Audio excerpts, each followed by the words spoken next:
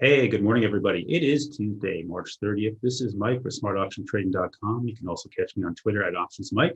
And today I want to kind of go over the state of the markets with you and talk a little about what's going on here and a name to keep an eye on in Boeing. So let's just start off with the SPY, guys. So it's been a very tough month as we come to the end of the quarter here. There's a large rebalancing among the pension funds that's going on right now.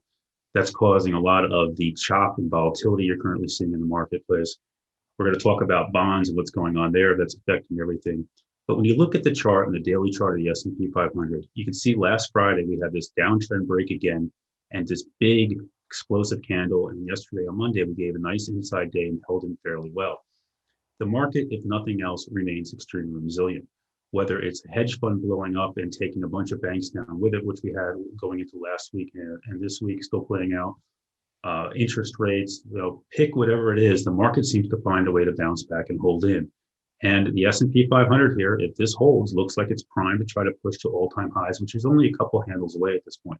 So the S&P 500 continues to act very well, very strong financials and value names. Value names are what's leading, and that's the area everybody's focusing on.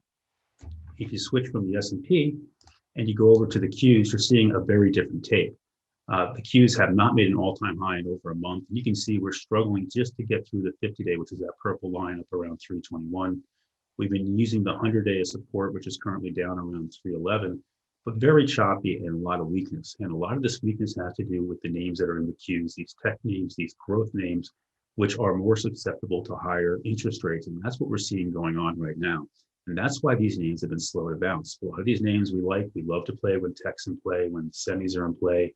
These growth names are leading, they're getting beaten up, and you're seeing a rebalance as funds are positioning back into growth, away from growth into value names, just in case interest rates go nuts and inflation continues to rise and the Fed loses control of it. If you switch forward, you'll see what's really going on here. It's all about bonds. You can see TLT is a great representation of the 20-year bond. You can use this as a great barometer of the market. So you can see how we got a dead cat bounce up to the 21-day. That's that black moving average with the blue line. Couldn't hold that, rolled over. As of this morning, the 10-year yield just hit 1.77. That is a 52-week high.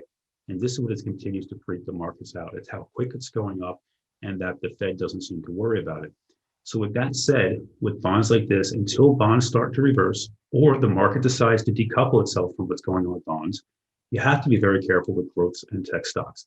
At some point, they're going to become a screaming buy, and the market will do a great job of letting you know. You'll see reversal candles.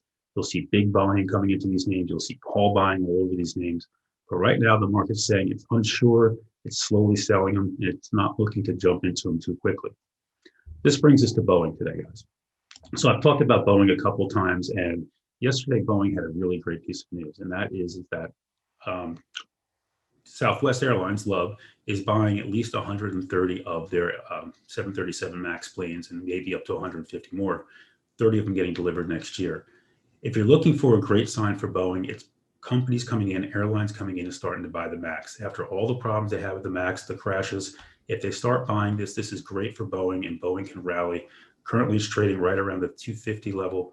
If it holds this level and the market's up, this is a great entrance in this area.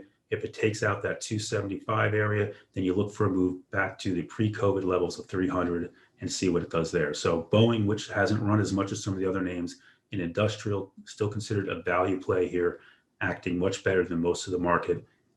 Dips in the markets, Boeing be a name I would definitely want to buy in any dip, and I'd keep an eye on it here. So this is Mike with smartoptiontrading.com, giving you a little idea Tuesday what's going on in the markets and a name to take a look at. Have a great week.